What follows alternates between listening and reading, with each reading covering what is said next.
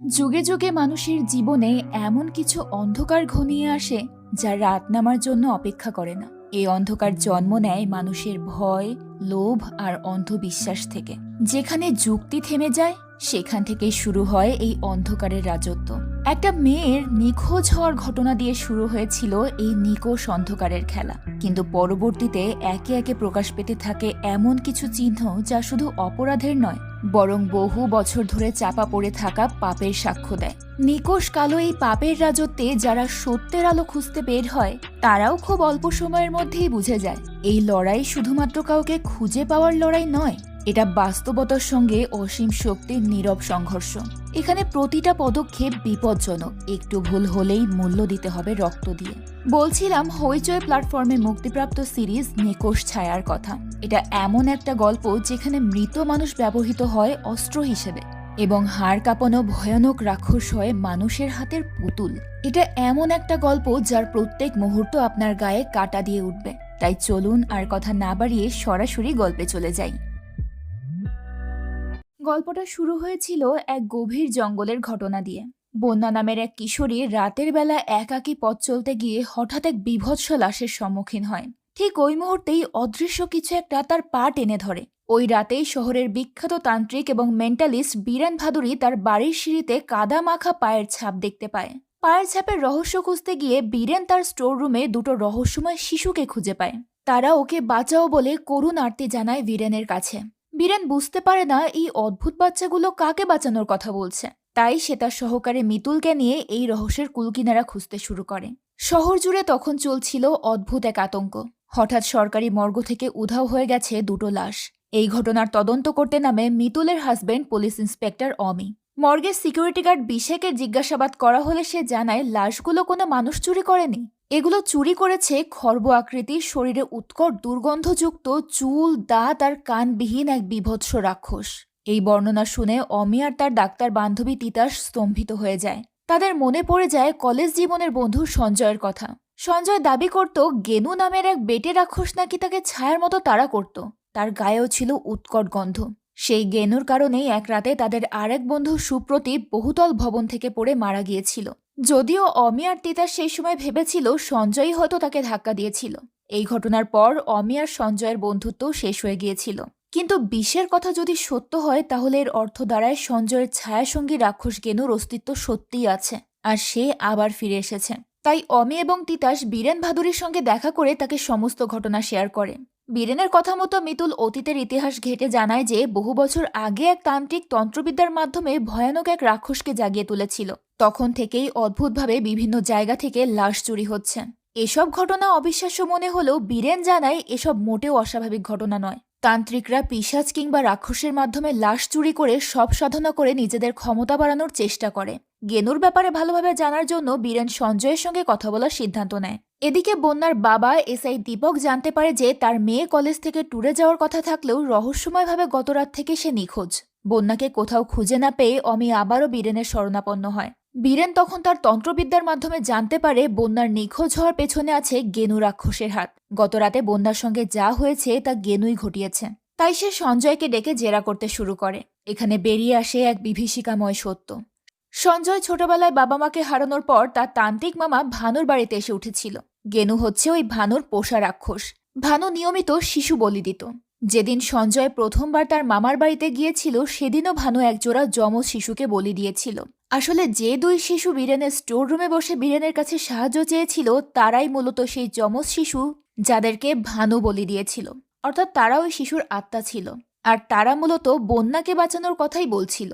যাই হোক, ভানু ওই সময় সঞ্জয়কেও বলি দিতে চেয়েছিল, তবে মামির সাহায্য নিয়ে সঞ্জয় সেই সময় তার তান্ত্রিক মামার ভয়ানক দুনিয়া থেকে পালিয়ে যেতে সক্ষম হয়। কিন্তু ভানু এত সহজে সঞ্জয়ের পিছন ছাড়েনি। বলি না দিতে পারার আক্ষেপে সে সঞ্জয়ের পেছনে গেনু নামের ওই রাক্ষসকে লেলিয়ে দিয়েছিল। আর এখন এত বছর পর সেই ভানুই গেনুর মাধ্যমে বন্যাকে তুলে নিয়ে গেছে। যদিও শুরুতে অমি ইনভেস্টিগেশন করে জানতে পারে ভানুর কোনো পূজার জন্য সতী নারীর প্রয়োজন ছিল, তাই সে বন্যাকে তুলে নিয়ে গেছে। কিন্তু বীরেন তার গণনার মাধ্যমে জানায় ভানুর পরিকল্পনা হয়তো আরো ভয়ঙ্কর কিছু, কারণ সামনেই ব্লাড মুন অর্থাৎ রক্ত চন্দ্রিমার রাত। আর এই রাতেই ভয়ানক কিছু করবে ভানু। হয়তো এই রক্তিম চন্দ্রিমার রাতে ভানু বন্যাকে গেনুর সঙ্গে বিয়ে দিয়ে অসীম ক্ষমতাধর কোনো অশরীরী শক্তির জন্ম দেবে। এদিকে ভানু তার পোষা কাকের মাধ্যমে সবার ওপর নজর রাখতে শুরু করে। এমনকি বীরেনকে চ্যালেঞ্জ করার জন্য সে বীরেনের আশেপাশের মানুষদের মনে ভয় ঢুকিয়ে দেয়। বীরেনের আদরের নাতনি অপলা থেকে শুরু করে বাড়ির কাজের লোক কানাই সবাইকে নিজের মায়াজালে আটকে ফেলার চেষ্টা করে ভানু। শুধু তাই নয়, সঞ্জয়কেও ছাদ থেকে ফেলে দিয়ে মৃত্যুর মুখে ঠেলে দেয়। ভানু তাকে মারতেই চেয়েছিল, তবে সেই যাত্রায় সঞ্জয় প্রাণে বেঁচে যায়। দেখতে দেখতে চলে আসে রক্তিম চন্দ্রিমার রাত। বীরেন এবং অমি পুলিশ বাহিনী নিয়ে ভানুর আস্তানায় পৌঁছায়। তবে সেখানে পৌঁছানোর আগেই পুরো পথ জুড়ে তারা ভানুর তৈরি অসংখ্য মায়াজালের সম্মুখীন হয়। নিশির ডাক, প্রিয়জনের কণ্ঠস্বরের সমস্ত বিভ্রম কাটিয়ে তারা ভানুর যজ্ঞের মণ্ডপে পৌঁছাতে সক্ষম হয়েছিল। ভানুকে দেখে বীরেন তাকে চিনতে পারে, কারণ ভানু আসলে একসময় তারই ছাত্র ছিল, যার আসল নাম লোকনাথ চক্রবর্তী। শিষ্য থাকাকালীন বিপথে যাওয়ার কারণে বীরেন তাকে আশ্রম থেকে তাড়িয়ে দিয়েছিল। এই লোকনাথই পরবর্তীতে ভানু নাম ধারণ করে এই বীভৎস খেলায় মেতে উঠেছে। তো যাই হোক, ভানু সত্যি সত্যি বন্যার সাথে গেনুর বিয়ে দেওয়ার প্রস্তুতি নিচ্ছিল। ঠিক সেই মুহূর্তে বীরেনের মন্ত্রশক্তির বদৌলতে গেনুর হাতে আগুন ধরে যায়। বীরেন আর অমির সাহসিকতায় বিয়ের আয়োজন একেবারে লণ্ডভণ্ড হয়ে যায়। বীরেনের সাথে পেরে না উঠতে পেরে ভানু পালিয়ে যেতে বাধ্য হয়। অমি এবং বীরেন বন্যাকে জীবিত অবস্থায় সেখান থেকে উদ্ধার করে। অমি ভেবেছিল লড়াই হয়তো এখানেই শেষ, কিন্তু বীরেন জানায় ভানু কোনো সাধারণ শত্রু নয়। সে বীরেনের সমস্ত বিদ্যার ব্যাপারে জানে। এমন সময় বীরেনের কাছে ভানুর ফোন আসে। ভানু পালিয়ে যাওয়ার আগে তার শেষ চালটা চেলে গেছে। সে অমির স্ত্রী আর বীরেনের ছাত্রী এবং সহকারী মিতুলকে নিজের মায়াজালে বন্দি করে তুলে নিয়ে গেছে। মিতুলকে বন্দি করার মাধ্যমে ভানু বীরেনকে এক প্রকার চ্যালেঞ্জ ছুড়ে দেয়। আর এই চ্যালেঞ্জ ছোড়ার মাধ্যমেই নিকোষ ছায়া সিজন 1 এর গল্পটাও শেষ হয়। সিজন 1 এর ডিটেলস এক্সপ্লেনেশন আমাদের চ্যানেলে দেওয়া আছে, লিংক কমেন্ট বক্সে দেওয়া থাকবে। আপনারা চাইলে ডিটেলস এক্সপ্লেনেশনটাও দেখে আসতে পারেন। আর এখন চলুন সময় নষ্ট না করে চলে যাই সিজন 2 এর গল্পে। মিতুলকে তুলে নিয়ে যাওয়ার 4 দিন পর জঙ্গলে একটা মেয়ের মৃতদেহ পাওয়া যায়। সবার মনে তখন একটাই আতঙ্ক, এটা মিতুল নয় তো? ভানু ওরফে লোকনাথ মিতুলকে মেরে ফেলেনি তো? তিতাস ওই ডেড বডিটা শনাক্ত করার জন্য মর্গে যায়। এদিকে অমি পুলিশ টিম নিয়ে জঙ্গলের ভেতরে মিতুলকে খোঁজাখুঁজি করছিল। ডেড বডির কথা শুনে ওরাও থমকে যায়। তিতাস ডেড বডিটা চেক করে দেখে এটা মিতুল নয়। সে স্বস্তির নিঃশ্বাস ফেলে, সাথে সাথে অমিকেও জানিয়ে দেয়। মিতুল বেঁচে আছে নিশ্চিত হয়ে ওরা আবার মিতুলকে খুঁজতে শুরু করে। টিমকে 2 ভাগে ভাগ করে 2 দিকে পাঠিয়ে দেয় অমি, আর একা আরেক দিকে খুঁজতে থাকে। অমিকে একা দেখে হঠাৎ গেনু অমির সামনে চলে আসে। সে অমির ওপর অ্যাটাক করে দেয়। এটা দেখে একজন কনস্টেবল পেছন থেকে গেনুর উদ্দেশ্যে গুলি করে। এতে গেনু রেগে গিয়ে ওই কনস্টেবলের শরীর থেকে মাথাটা একদম ছিঁড়ে ফেলে দেয়। ততক্ষণে টিমের বাকি পুলিশরা সেখানে চলে আসে, তাই গেনু সেখান থেকে পালিয়ে যায়। এদিকে অমি কিছুটা আহত হয়, তাকে ট্রিটমেন্ট নেওয়ার জন্য হসপিটালে যেতে হয়।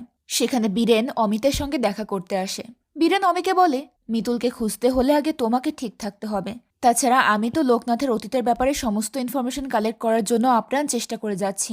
অমি বলে, আপনি কিছুই করতে পারবেন না। আপনার যদি লোকনাথের সাথে লড়াই করার ক্ষমতাই থাকতো, তাহলে লোকনাথ আপনার বাড়ি থেকে মিতুলকে তুলে নিয়ে যেতে পারতো না। আজ 4 দিন ধরে মিতুল নিখোঁজ। আপনি এখন পর্যন্ত কিছুই করতে পারেননি, তাই অযথা মানুষকে মিথ্যা সান্ত্বনা দেওয়া বন্ধ করুন।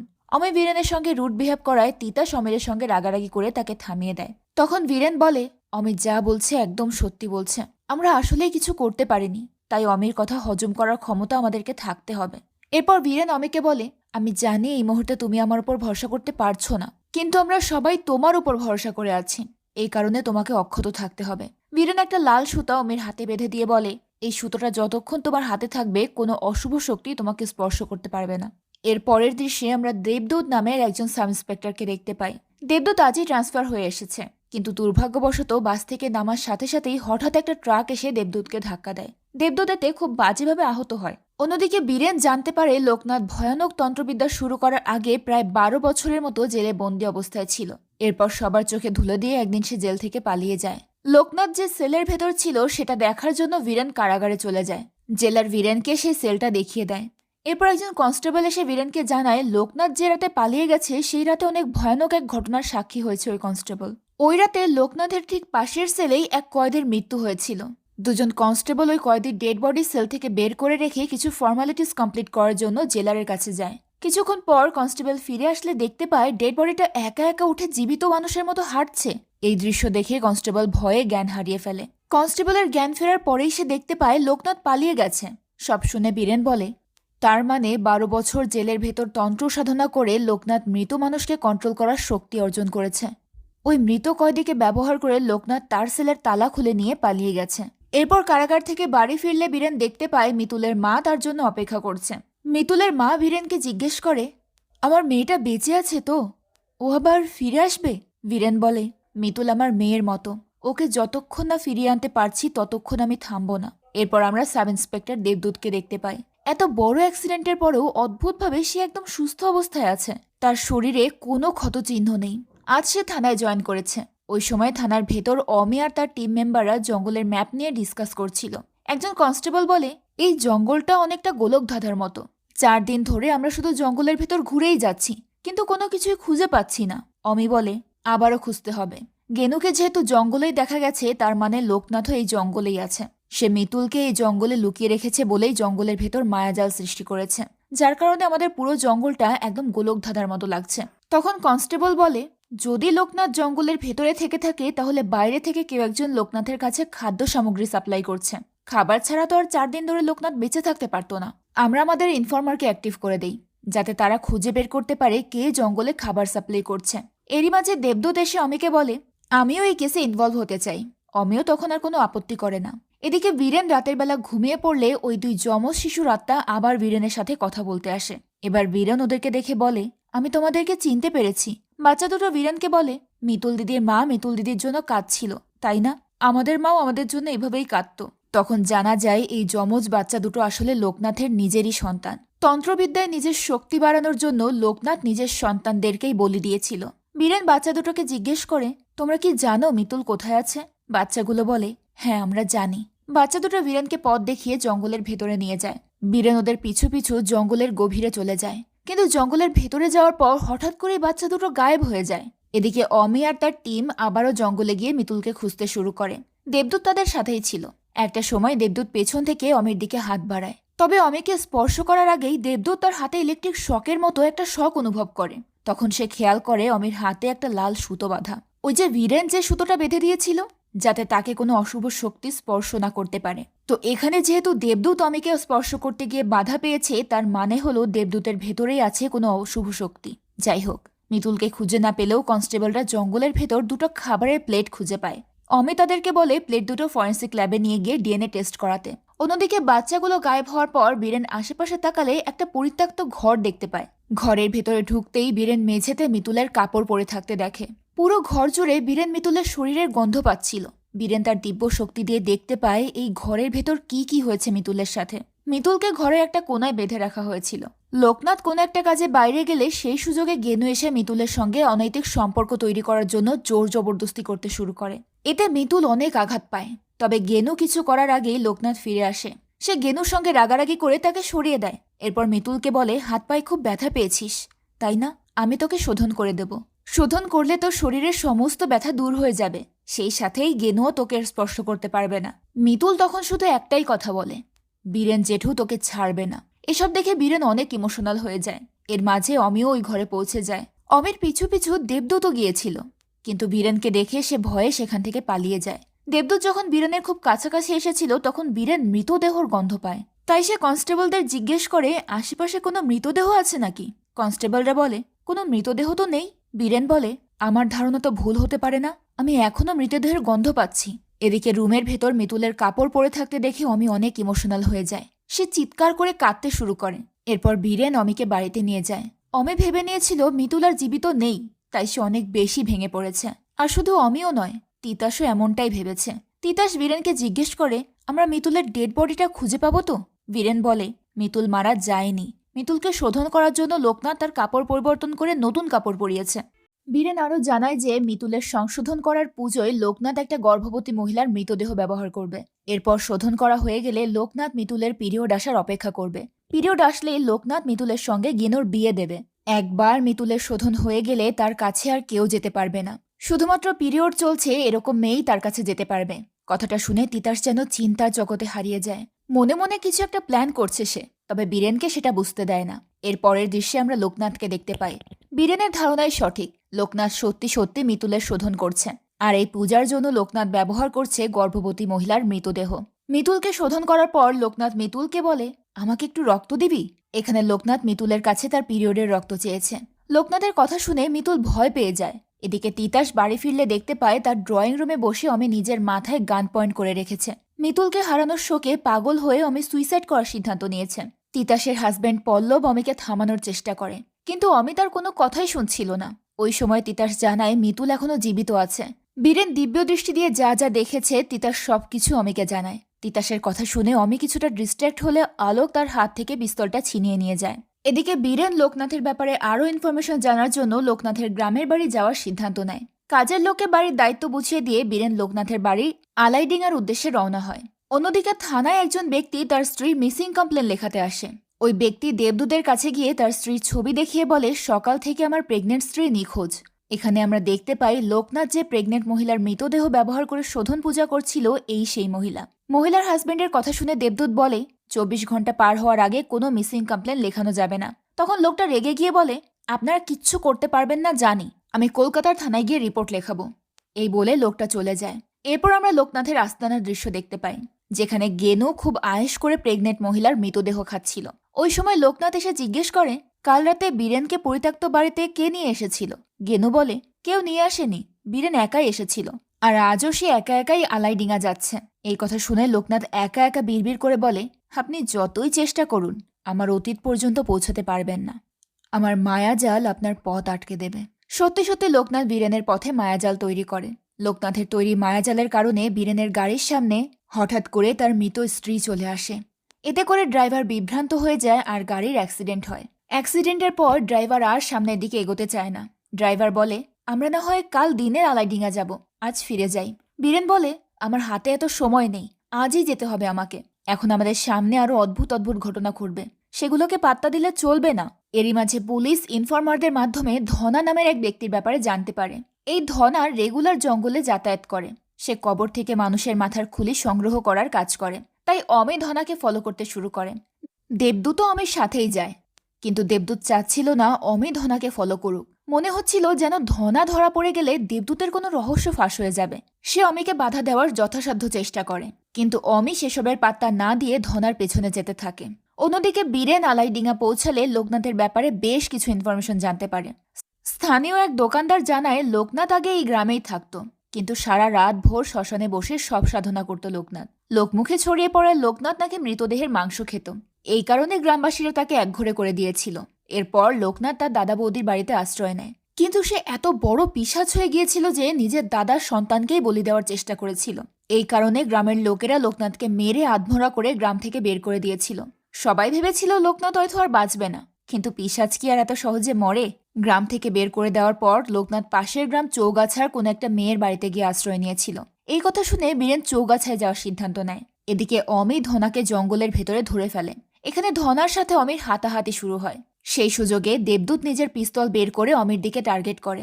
সে অমিকে গুলি করতেই যাবে, ওই সময় ওয়াকিটকিতে সিগন্যাল আসে কোনো এক কবরস্থানে গেনুকে দেখা গেছে। এটা শোনার পর দেবদূত পিস্তল নামিয়ে অমিকে বলে, ধনাকে ছেড়ে দিন, ওকে পরে আবার ধরা যাবে, আপাতত আমরা গেনুকে ধরার চেষ্টা করি।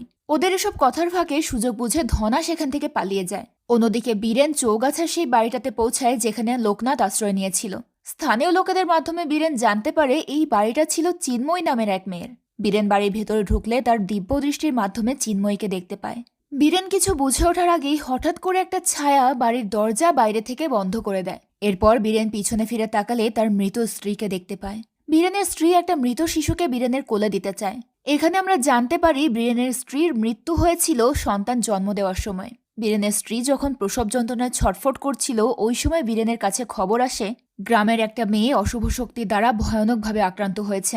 তাই বীরেন তার অসুস্থ স্ত্রীকে রেখে মেয়েটাকে ঠিক করার জন্য চলে যায়। তার স্ত্রী বারবার তাকে রিকোয়েস্ট করেছিল যেন তাকে এই অবস্থায় ছেড়ে না যায়, কিন্তু বীরেন নিজের দায়িত্ববোধের কারণে স্ত্রীর অনুরোধ রাখতে পারেনি। সে তার স্ত্রীকে কথা দিয়েছিল ডেলিভারির আগেই সে পৌঁছে যাবে, কিন্তু বীরেন নিজের কথাটাও রাখতে পারেনি। সে ফিরে আসার আগেই তার স্ত্রী মারা গেছে।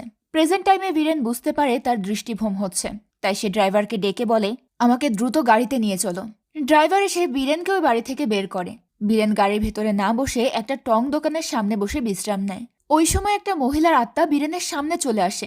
মহিলা বলে, আমি জানি মিতুল কোথায় আছে। বীরেন মহিলার কাছে জানতে চায় কোথায় আছে, কিন্তু মহিলাটা কোনো জবাব দেওয়ার আগেই চিৎকার করে হাওয়ায় মিলিয়ে যায়। মনে হচ্ছিল কোনো এক অশুভ শক্তি যেন তাকে টেনে হিচড়ে বীরেনের কাছ থেকে নিয়ে গেল। এরপর আমরা লোকনাথকে দেখতে পাই। লোকনাথ তার আস্তানায় বসে তন্ত্র সাধনা করছিল। মিতুলও লোকনাথের সামনেই ছিল। হঠাৎ ওই মহিলার আত্মা সেখানে উপস্থিত হয়। অর্থাৎ লোকনাথই তার তন্ত্রবিদ্যার মাধ্যমে সেই মহিলার আত্মাকে টেনে নিয়ে এসেছে। ওই মহিলা আসলে লোকনাথের স্ত্রী রমা। রমার আত্মা লোকনাথকে বলে, মেয়েটাকে ছেড়ে দাও, নয়তো তুমি কোনোদিন মুক্তি পাবে না, তোমার বংশের কেউ মুক্তি পাবে না। তখন লোকনাথ বলে, তুমি তাহলে কোন মুক্তির আশায় বীরেনকে পরিত্যক্ত বাড়ির পথ দেখিয়েছ? কেমন স্ত্রী তুমি, সবসময় আমার সাধনায় বাধা দাও। রমা বলে, আমি বীরেনকে আর কিচ্ছু বলবো না, আর কখনো ওকে পথ দেখাবো না, তুমি প্লিজ মেয়েটাকে ছেড়ে দাও। লোকনাথ রমার কথায় পাত্তা না দিয়ে রমার শরীরে তন্ত্রবিদ্যার পানি ছেটাতে শুরু করে। এতে করে রমার আত্মার অনেক কষ্ট হচ্ছিল। এইসব দেখে লোকনাথের সেই যমজ 2 সন্তান সহ্য করতে পারে না। ওদের আত্মা লোকনাথের সামনে এসে অনুরোধ করে, এভাবে মাকে কষ্ট দিও না, মাকে ছেড়ে দাও, মা কিচ্ছু করেনি, বীরেনকে আমরাই পথ দেখিয়ে নিয়ে এসেছিলাম। সন্তানদের দেখে রমা চিৎকার করে বলে, তোরা এখানে কেন এসেছিস, পালিয়ে যা। কিন্তু বাচ্চাগুলো সেখান থেকে যায় না। লোকনাথ বলে, বাবার সাধনায় বাধা দেওয়া তোদেরকে কে শিখিয়েছে? বাচ্চারা তখন কোনো জবাব দেয় না।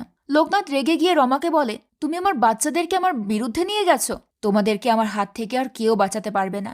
এই বলে লোকনাথ একটা হাড় তুলে নিয়ে বাঁশির মতো সেটাতে ফু দিতে শুরু করে। ওই হাড়ের ভেতর থেকে অদ্ভুত একটা আওয়াজ বের হয়।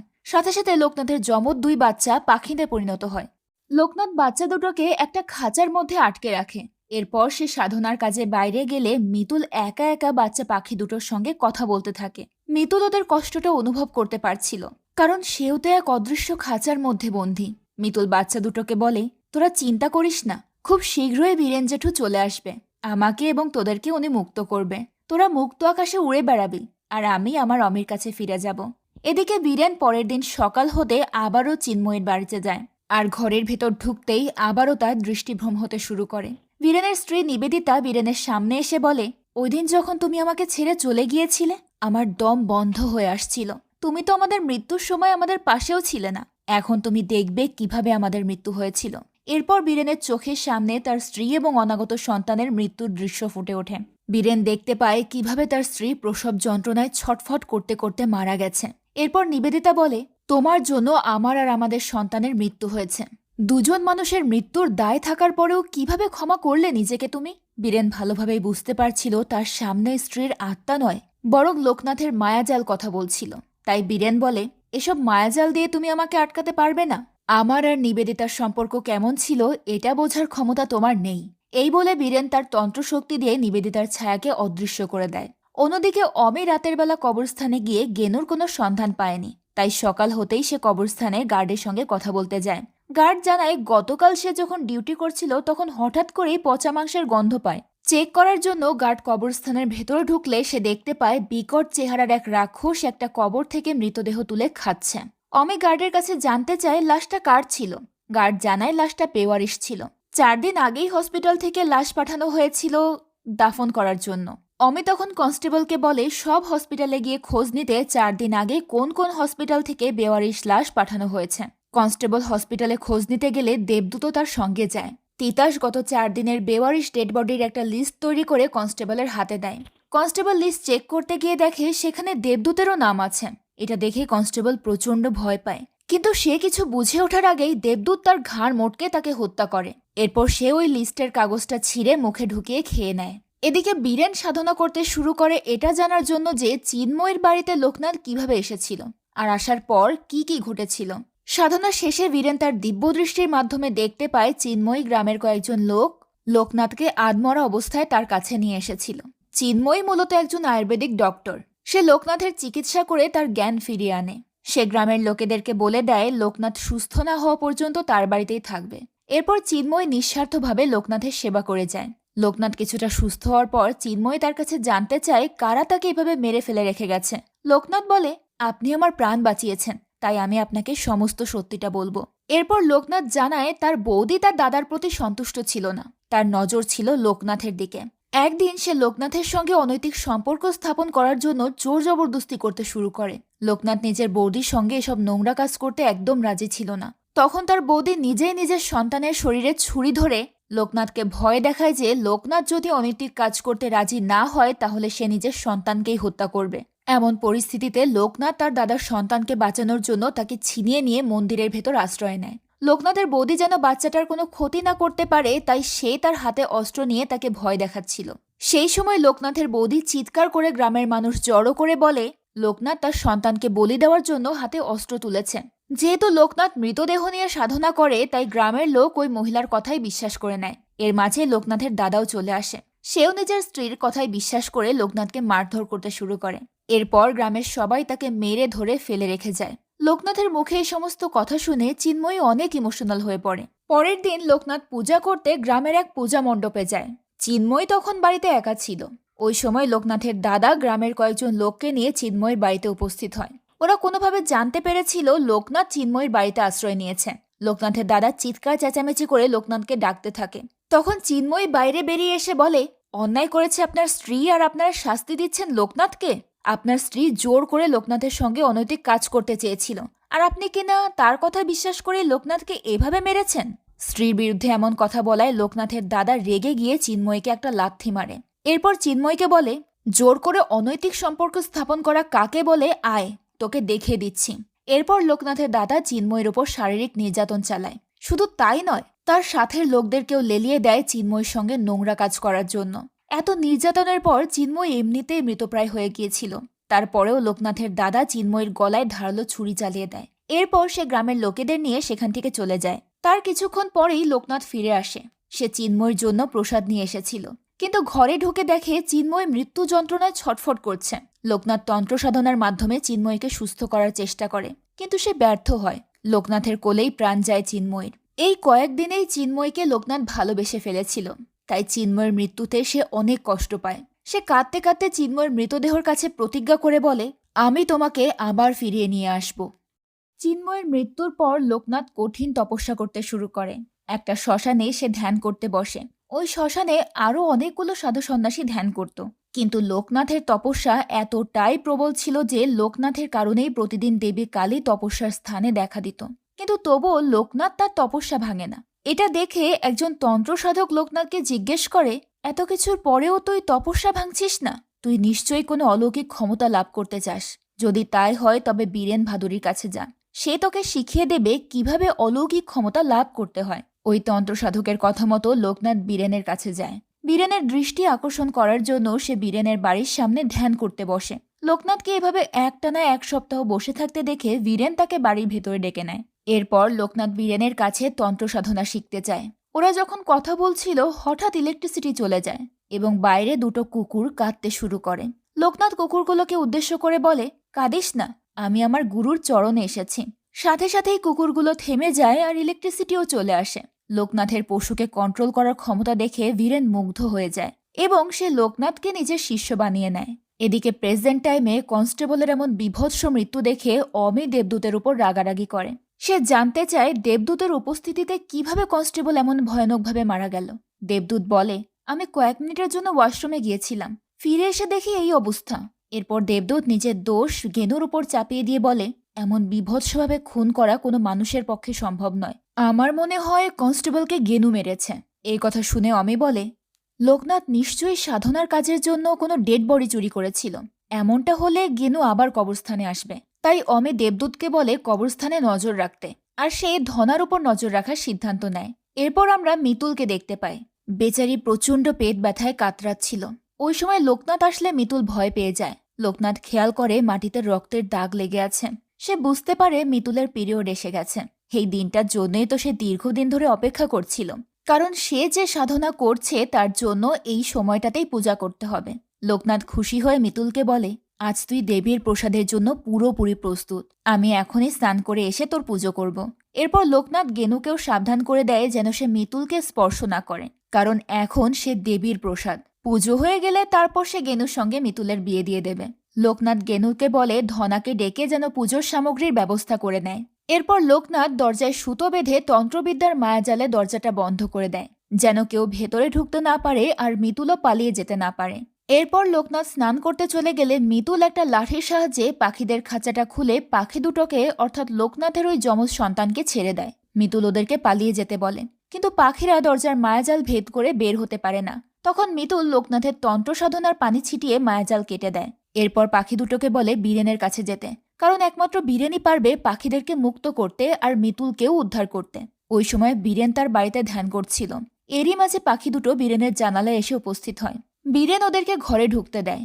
সে বুঝতে পারে এরা সত্যিকারের পাখি নয়, তন্ত্রবিদ্যার মাধ্যমে ওদেরকে পাখি বানিয়ে রাখা হয়েছে। তাই বীরেনও তার তন্ত্রবিদ্যা প্রয়োগ করে ওদেরকে আবারও মানুষে পরিণত করে। এরপর সে ওদের কাছ থেকে জানতে চায় মিতুল কোথায় আছে। ওরা কিছু বলতেই যাবে, ওই মুহূর্তে বীরেনের কাজের লোক এসে জানায় তিতাস তার সঙ্গে দেখা করতে এসেছে। কাজের লোককে দেখে বাচ্চা দুটো পালিয়ে যায়। এরপর বীরেন তিতাসের সঙ্গে কথা বলতে যায়। তিতাস বীরেনকে জানায় সে মেডিসিন খেয়ে সময়ের আগে পিরিয়ড নিয়ে এসেছে, কারণ বীরেন বলেছিল মিতুলের শুদ্ধিকরণের জন্য একমাত্র পিরিয়ড অবস্থায় থাকাকালীন মেয়েই যেতে পারবে। তাই তিতাস এখন মিতুলকে উদ্ধার করার জন্য যেতে চায়। এসব শুনে বীরেন রেগে বলে, তোমার এমনটা করা একদমই উচিত হয়নি। তুমি আর মিতুল দুজনেই আমার কাছে সন্তানের মতো। একজনকে বাঁচাতে গিয়ে তো আর আমি আরেকজনকে বিপদে ফেলতে পারবো না। তিতাস কাঁদতে কাঁদতে বলে, মিতুলকে বাঁচানোর জন্য এছাড়া আর কোনো উপায় নেই। কিন্তু বীরেন তিতাসকে মৃত্যুর মুখে ঠেলে দিতে রাজি হয় না। সে বলে, আমি একাই মিতুলকে ফিরিয়ে নিয়ে আসব, আর কারো কোনো ক্ষতি হতে দেব না আমি। অন্যদিকে লোকনাথ ফিরে এসে দেখে পাখি দুটো খাঁচায় নেই। সে বলে, কেউ আমার খাঁচার বন্দি পাখি উড়িয়ে দিলে আমি তাকে প্রাণে মেরে ফেলি, কিন্তু তোকে আমি মারব না। তুই তো আমার পুজোর প্রসাদ। গেনুর সাথে তোর বিয়ে হয়ে গেলে আমি আবার পাখিদেরকে খাঁচায় বন্দি করে ফেলব। এরপর লোকনাথ মিতুলের পা ধুয়ে সেই পানি পান করে, কারণ লোকনাথের কাছে এখন মিতুল দেবী সমতুল্য। এদিকে তিতাস যখন বীরেনের বাড়ি থেকে ফিরছিল, সেই সময় ওই যমজ বাচ্চারা তিতাসের গাড়িতে ঢুকে পড়ে। ওরা তিতাসকে বলে, তুমি কি মিতুল দিদির কাছে যেতে চাও? আমরা তোমাকে নিয়ে যাব। তিতাস তখন বাচ্চাদের দেখানো পথে জঙ্গলের উদ্দেশ্যে রওনা হয়। অন্যদিকে অমি জঙ্গলের ভেতরে ধনাকে ধরার চেষ্টা করছিল, কিন্তু ধনা সুযোগ বুঝে অমির ওপর অ্যাটাক করে দেয়। দুজনের মধ্যে তুমুল মারামারি হয়। ধনা অমির গলা টিপে তাকে হত্যা করার চেষ্টা করে। তখনই দেবদূত এসে পেছন থেকে ধনাকে গুলি করে মেরে ফেলে। দেবদূত শুরু থেকেই চাচ্ছিল না ধনা অমির হাতে ধরা পড়ুক, তাই সে সুযোগ বুঝে ধনাকে রাস্তা থেকে সরিয়ে দেয়। এরপর দেবদূত অমিকেও গুলি করার জন্য তার দিকে এগিয়ে যায়, কিন্তু ততক্ষণে অমির পুরো টিম চলে আসে। তাই দেবদূত আর অমির কোনো ক্ষতি করতে পারে না। এদিকে বীরেন তন্ত্র সাধনা করে চিন্ময়ীর দর্শন পাওয়ার চেষ্টা করে। সে সাধনায় সফলও হয়।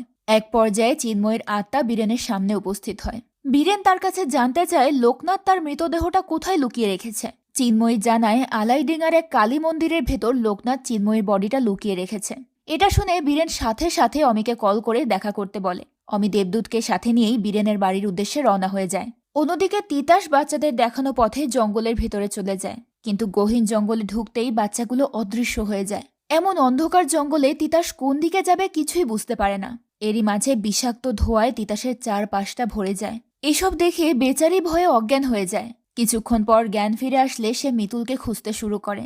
এক পর্যায়ে সে মিতুলকে পেয়েও যায়। পাখিগুলোকে বের করার জন্য মিতুল দরজার মায়াজাল ভেঙে দিয়েছিল, তাই তিতাস খুব সহজেই লোকনাথের আস্তানায় ঢুকে পড়ে। সে মিতুলকে বলে, আমি তোকে নিতে এসেছি, চল আমার সাথে। মিতুল তার পায়ের শিকল দেখিয়ে বলে, লোকনাথ আমাকে বেঁধে রেখেছে, তুমি বরং এখান থেকে চলে যাও। গেনু তোমাকে দেখলে প্রাণে মেরে ফেলবে। আমি যেহেতু এখন পুজোর প্রসাদ, ওরা আমার শরীর স্পর্শও করবে না। তুমি বীরেন জেঠুর কাছে গিয়ে তাকে এখানে পাঠিয়ে দাও। মিতুলের কথা মতো তিতাস বাড়ি ফেরার জন্য রওনা হয়ে যায়, কিন্তু তখনই গেনু তাকে দেখে ফেলে। গেনু তিতাসের উপর অ্যাটাক করার জন্য তার পেছনে ছুটতে শুরু করে। সে তিতাসকে প্রায় ধরেই ফেলেছিল। তখনই তিতাসের হসপিটালের এক সহকারী চলে আসে। সে তিতাসকে বলে, তুমি সরে যাও, এই রাক্ষসীর সঙ্গে আমার পুরনো হিসেব আছে। ওই লোকটা গেনুকে মারার জন্য তার গলায় রড ঢুকিয়ে দেয়, কিন্তু গেনু তো রাক্ষস, এত সহজে কি আর তার মৃত্যু হবে? গেনু উল্টো ওই রডটাই ওই লোকটার গলায় ঢুকিয়ে দেয়, আর সাথে সাথে লোকটার মৃত্যু হয়। তবে সেই সুযোগে তিতাস সেখান থেকে পালিয়ে যায়। এদিকে তিতাসের হাজব্যান্ড পল্লব তিতাসকে ফোনে না পেয়ে চিন্তিত হয়ে হসপিটালে চলে যায়। সেখানকার একজন নার্স এক সপ্তাহের বেওয়ারিশ ডেড বডির লিস্ট তৈরি করেছিল। মূলত অমির কথাতেই কাজটা করেছিল সে। পল্লব সেখানে দেবদূতের ছবি সহ ইনফরমেশন দেখতে পায়। ছবি দেখেই পল্লব চিনতে পারে, কারণ সে অমির সঙ্গে দেবদূতকে দেখেছিল। পল্লব বুঝতে পারে অমি অনেক বড় বিপদ সাথে নিয়ে ঘুরছে। সে যাকে এসআই ভেবে সব জায়গায় সাথে নিয়ে যাচ্ছে, সে আসলে একটা মৃত মানুষ। তাই পল্লব দ্রুত অমিকে কল করে সবটা জানানোর জন্য, কিন্তু অমির ফোনে কলটা কোনোভাবেই কানেক্ট হয় না। অমি তখন দেবদূতের সাথেই ছিল। ওরা বীরেনের বাড়ির দিকে যাচ্ছিল, কিন্তু মাঝপথে গিয়ে দেবদূত গাড়ি থামিয়ে দেয়। গাড়ি নষ্ট হয়েছে বলে ঠিক করার নাম করে সে গাড়ি থেকে নেমে যায়। সেই সময় গাড়িতে নেটওয়ার্ক ছিল না বলে অমিও গাড়ি থেকে বের হয়ে যায়। ঠিক সেই মুহূর্তে অমির ওপর দেবদূত অ্যাটাক করে। সে অমিকে হত্যা করার চেষ্টা করে। অমিও দেবদূতকে পাল্টা আঘাত করে, কিন্তু এতে দেবদূতের কিছুই হয় না। এমনকি তাকে গুলি করলেও তার গুলির দাগ শরীর থেকে মিলিয়ে যায়। সে তো মৃত মানুষ, তাই কোনো আঘাতই তাকে আহত করতে পারে না। কিন্তু সমস্যা হলো অমি দেবদূতের অশরীরী শক্তির সঙ্গে কিছুতেই পেরে উঠছিল না। দেবদূত অমির গলা টিপে ধরে হত্যা করতে যায়। আর ঠিক তখনই বীরেন সেখানে চলে আসে। সে তন্ত্রবিদ্যার পবিত্র জল ছিটিয়ে দেয় দেবদূতের ওপর। এতে দেবদূতের শরীর থেকে অশুভ আত্মা বেরিয়ে যায়। আসলে ওই দিন যে ট্রাকটা দেবদূতকে ধাক্কা দিয়েছিল সেই ড্রাইভার আসলে লোকনাথেরই লোক ছিল। লোকনাথ দেবদূতকে হত্যা করে তার মৃতদেহ নিয়ন্ত্রণ করে অমির ওপর নজর রাখছিল। যাই হোক, অমি বুঝতে পারে না কি ঘটছে এসব। আর বীরেনই বা এখানে কি করে এলো। বীরেনকে জিজ্ঞেস করলে বীরেন জানায় পল্লব তাকে কল করে বলেছে দেবদূত কোনো জীবিত মানুষ নয়। তাই অমের বিপদ বুঝতে পেরে বীরেন ছুটে এসেছে। এরপর সে বলে, এখন আমাদের এসব নিয়ে কথা বলার কোনো সময় নেই, আমাদেরকে একটা জায়গায় যেতে হবে। ততক্ষণে গেনু মিতুলকে একটা বিয়ের শাড়ি দিয়ে বলে, এটা পরে নাও, একটু পর আমাদের বিয়ে। গেনু মনে মনে খুব আনন্দ পাচ্ছিল, কিন্তু মিতুল সিদ্ধান্ত নেয় সে নিজের জীবন দিয়ে দেবে। অন্যদিকে বীরেন অমিকে নিয়ে আলাইডিঙ্গার কালী মন্দিরে চলে যায়, যেখানে চিন্ময়ের মৃতদেহ লুকিয়ে রেখেছে লোকনাথ। বীরেনের কথা মতো অমি মাটি খুঁড়ে চিন্ময়ের কঙ্কালটা বের করে। এরপর ওরা কঙ্কালটা নিয়ে জঙ্গলের উদ্দেশ্যে রওনা হয়। জঙ্গলের ভিতর লোকনাথ তখন পুজো শেষ করে মিতুল আর গেনুর বিয়ের আয়োজন করছিল। ওই সময় বীরেন আর অমি জঙ্গলে পৌঁছে যায়, কিন্তু বীরেন অমিকে লোকনাথের আস্তানায় নিয়ে যায় না। বীরেন বলে, আজ একজন গুরু আর শিষ্য মুখোমুখি হবে, তোমার এর মধ্যে না জড়ানোই ভালো হবে। অমিকে রেখে বীরেন একাই লোকনাথের আস্তানার দিকে যায়। যমজ বাচ্চা দুটোই বীরেনকে পথ দেখিয়ে নিয়ে যাচ্ছিল। লোকনাথ জঙ্গলের পথ মায়াজাল দিয়ে আটকে রেখেছিল। বীরেন তার তন্ত্রবিদ্যার ব্যবহার করে সেটা ভেঙে ফেলে। এরপর সে লোকনাথের আস্তানায় পৌঁছালে লোকনাথ বলে, হাসুন গুরুদেব, নতুন বরকনেকে আশীর্বাদ করুন। বীরেন বলে, লোকনাথ, তুমি সারা জীবন অসংখ্য মানুষকে খুন করেছ, নিজের স্ত্রী আর সন্তানকেও বলি দিয়েছ অসীম ক্ষমতা অর্জন করার জন্য, যাতে তুমি চিন্ময়ীকে ফিরিয়ে নিয়ে আসতে পারো। এই যে দেখো, তোমার চিন্ময়ী এখন আমার হাতে। তুমি ভালোভাবেই জানো আমি নিজের ইচ্ছায় না দিলে তুমি চিন্ময়ীকে আমার কাছ থেকে ছিনিয়ে নিতে পারবে না। তাই বলছি মিতুলকে ছেড়ে দাও, আমিও তোমার চিন্ময়ীকে তোমার হাতে তুলে দেব। লোকনাথ তখন হুমকি দিয়ে বলে, আমার চিন্ময়ীর যদি কিছু হয় তাহলে গেনু এখনই মিতুলের সিঁথিতে সিঁদুর পরিয়ে দেবে। বীরেন হেসে বলে, তুমি তোমার লক্ষ্যে পৌঁছানোর জন্য এতটাই মরিয়া হয়ে গেছো যে তুমি খেয়ালই করোনি মিতুলের পিরিয়ড শেষ হয়ে গেছে, এখন আর তোমার সাধনা পূর্ণ হবে না। লোকনাথ অবাক হয়ে মিতুলকে জিজ্ঞেস করে, একদিনের মধ্যে কিভাবে শেষ হলো? এখানে আমরা জানতে পারি তিতাস যখন মিতুলের কাছে এসেছিল তখন সে মিতুলকে পিরিয়ড বন্ধ করার ওষুধ খাইয়ে গেছে, যাতে করে লোকনাথ গেনুর সঙ্গে মিতুলের বিয়ে দিতে না পারে। লোকনাথ বলে, আজ হবে না তো কি হয়েছে, একদিন না একদিন আমি মিতুলের সঙ্গে গেনুর বিয়ে দিয়েই ছাড়ব, আর সেদিন আমি আমার চিন্ময়ীকে বাঁচিয়ে তুলব। তবে তুমি যদি বেশি বাড়াবাড়ি করো তাহলে আমি এখনই মিতুলকে জ্যান্ত অবস্থায় চিতায় পোড়াবো। এরপর সে গেনুকে বলে মিতুলকে চিতায় তুলতে, কিন্তু মিতুলকে চিতায় তোলার আগেই বীরেন চিন্ময়ীর কঙ্কালটা আগুনে ফেলে দেয়। এতে করে চিন্ময়ীর কঙ্কাল পুড়ে ছাই হয়ে যায়। আর সেটা দেখে লোকনাথ চিৎকার করে কাঁদতে শুরু করে। এদিকে গেনু মিতুলকে চিতায় তুলতেই যাচ্ছিল। ওই সময় রমার আত্মা এসে গেনুকেই চিতায় ফেলে দেয়। এই চিতা লোকনাথের তন্ত্র সাধনার মাধ্যমে তৈরি করা হয়েছিল, তাই গেনুর মতো শক্তিশালী রাক্ষসও ওই আগুনে পুড়ে ছাই হয়ে যায়। সবকিছু হারিয়ে লোকনাথ পাগলের মতো চিৎকার করে বলে, আমি কাউকে ছাড়ব না, সবাইকে শেষ করে দেব। আর তখনই চিন্ময়ের আত্মা চলে আসে। সে একটা ধারালো অস্ত্র দিয়ে লোকনাথের জিভ কেটে দেয়। লোকনাথ অসীম ক্ষমতা অর্জন করতে গিয়ে তার পাপের ঘোড়া পূর্ণ করে ফেলেছিল, তাই তার কাছের মানুষগুলোই আজ ফিরে এসেছে তাকে তার পাপের শাস্তি দিতে। জিভ হারিয়ে লোকনাথ ছটফট করতে শুরু করে। বীরেন তখন বলে, আজকের পর থেকে তুমি তোমার পাপী মুখে দেবীর মন্ত্র উচ্চারণ করতে পারবে না। যতই সাধনা করো না কেন, তোমার সাধনা আর কখনোই পূর্ণ হবে না, এটাই তোমার শাস্তি। লোকনাথ মাটিতে লুটিয়ে পড়ে চিৎকার করতে থাকে। বীরেন আর সময় নষ্ট না করে মিতুলকে লোকনাথের পাপের রাজত্ব থেকে বের করে নিয়ে যায়। জঙ্গলের বাইরে অপেক্ষা করছিল আমি। মিতুলকে দেখে সে ছুটে গিয়ে তাকে জড়িয়ে ধরে। এত ঝড়ঝাপটার পর অবশেষে সবকিছু ঠিক হয়ে যায়, আর এখানেই এই গল্পটাও শেষ হয়। তো গল্পটা আপনাদের কাছে কেমন লেগেছে সেটা অবশ্যই কমেন্ট করে জানাবেন। দেখা হবে পরের ভিডিওতে। আজকের মতো বিদায় নিচ্ছি, আল্লাহ হাফেজ।